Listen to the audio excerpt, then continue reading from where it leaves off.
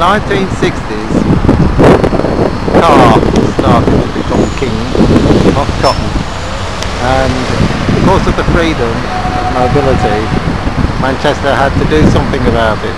So its main contribution is its own motorway. It's called the Mancunian Way. Here it is at the side of UMIS, which is again part of the university, but these buildings here are all from the 60s. So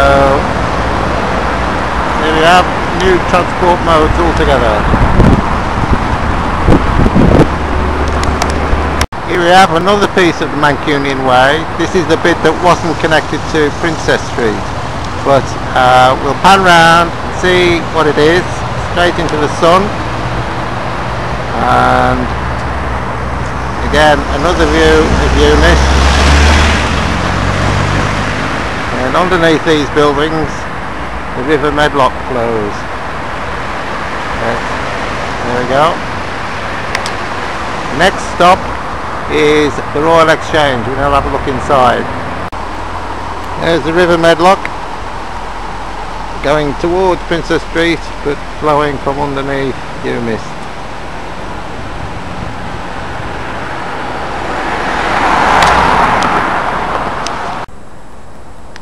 We're now looking at the 20th century, and what we see is all the industry associated with cotton moving out of the city into the urban districts. But even so, manufacture was plummeting. But what happened instead is the factory system was managed from here, and it was supported by lots of rationalisation, research and development. And so here we have UMIS, where a lot of the research went on. And what we're going to do is cycle down Granby Row and Sackville Street to see all these early 20th century buildings which showed how well the city was doing because of the grandiose nature of the buildings. So some of these are really amazing. There is Orient House, and you can see Manchester House in the background.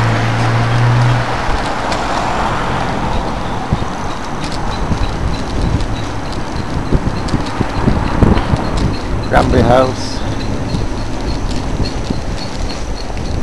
So this is where all the administration and research was done, and a lot of these buildings had a warehousing facility together with a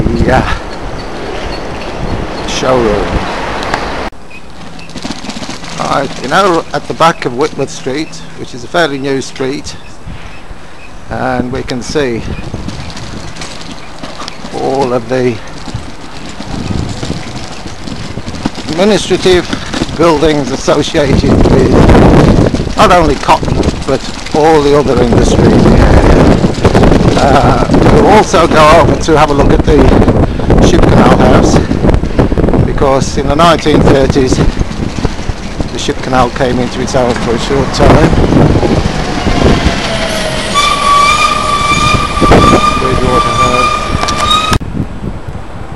Chancery Lane and the back of the Ship Canal House.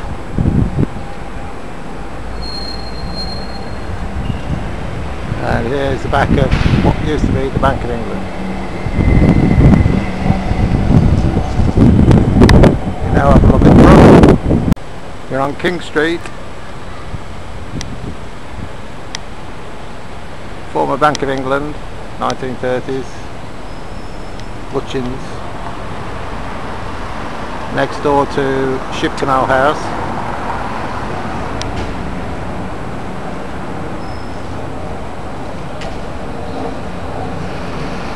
And further down. Well, in the 20th century, things like Chartism and slavery was behind us, and Manchester became more of a manufacturing city. So the actual goods were made out in places like Trafford Park and industrial estates, but the administrative centre was still in the city.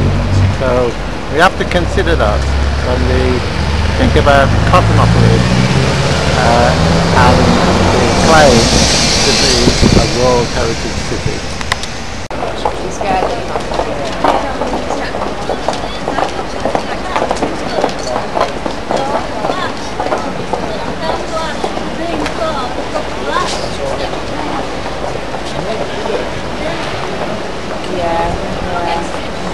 No, I think that's a massive. Yeah, there's something going on there. It's quite. This is a view inside the inside the Royal Exchange, which is now a theatre.